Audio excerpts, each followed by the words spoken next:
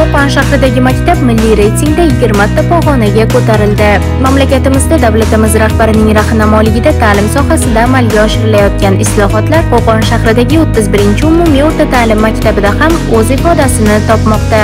Orqa qog'ozbozlik ishlaridan xoli bo'lib, o'zlarining ustilarida ko'proq ishlashga va o'quvchilarga bilim berish darajalari yanada ortib borishi natijasida mana o'quvchilarimiz turli tanlov bosqichlarida o'ziga yarasha g'oliblikni qo'lga kiritib kelishyapti. O'quvchilarimiz o'ziga yarasha bir bilim saviyalari ortib bormoqda.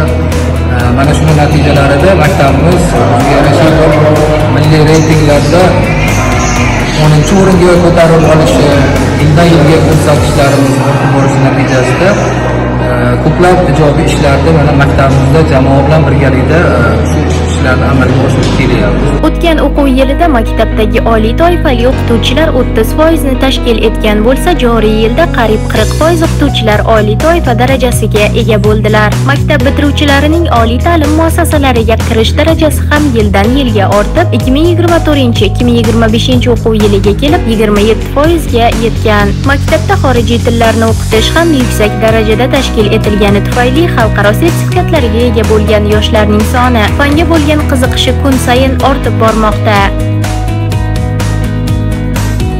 And Mayor of the Qo'qon uses English lesson, and this day to give a lot of motivation for my classmates and a lot of achievements for our future. This day is very interesting for me because Mayor of the Qo'qon give a lot of achievements for our future and developing my interests and other things. And I say it's very fascinating for me to talk about my Mayor of the Qo'qon.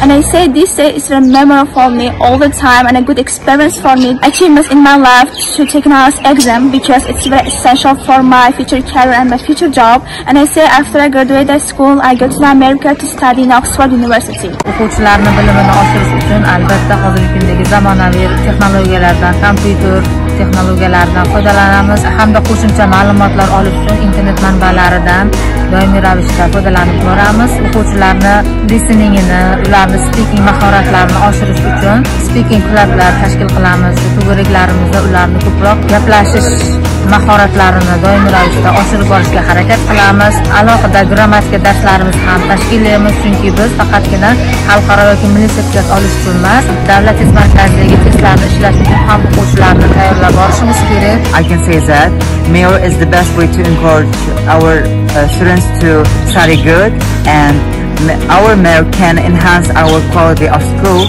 and every student will be proud. Ta'lim sohasida amalga oshirilayotgan islohotlarning izchil hayotga tatbiq etilishi Qo'qon shahar hokimligi va mutasaddi idoralar tomonidan nazorat qilib borilmoqda. Maktab o'qituvchilari ota-onalar bilan ta'lim samaradorligini oshirish, yoshlarni ta'limga bo'lgan qiziqishlari, ota-onalarining mas'uliyatini oshirish bo'yicha jonli muloqotlar tashkil etilib, bu borada mavjud muammo masalalarni hal etish choralari ko'rilmoqda. Ulug'bek Norboyev, Mo'nisaxon Qambaraliyeva, Qo'qon shahar hokimligi matbuot xizmati uchun.